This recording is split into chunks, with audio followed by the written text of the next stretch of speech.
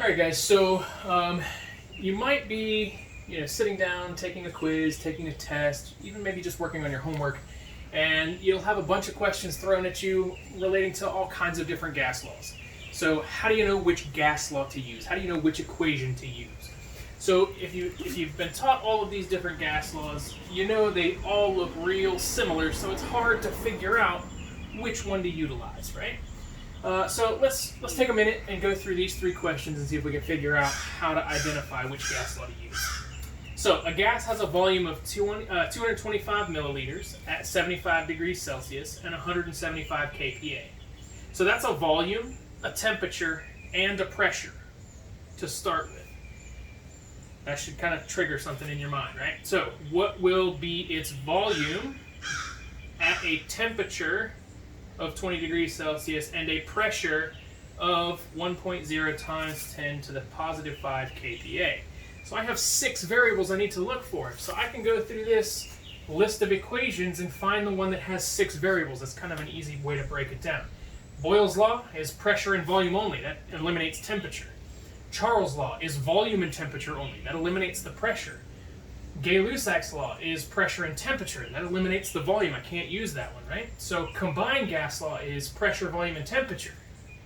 And pressure, volume, and temperature. There's my 6, right? So that lets me know that this question, I need to use the combined gas law.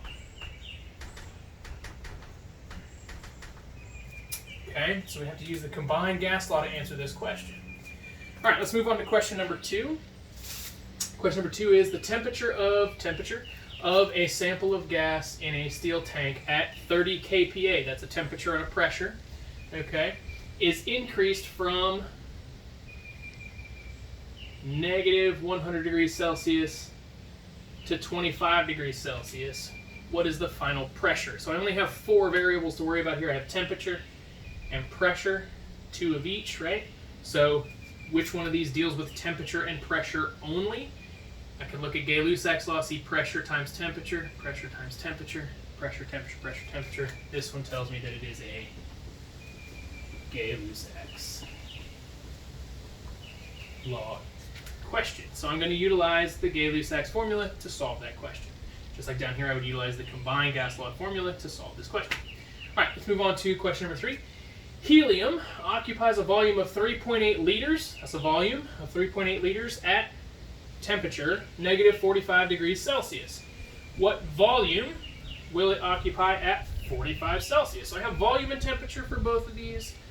Volume and temperature, volume and temperature. So Boyle's law, if I go through Boyle's law, that's volume and pressure. No, that's not volume and temperature. Charles' law is volume and temperature. That's the 2 I'm looking for, right? So volume and temperature, this tells me that this is a Charles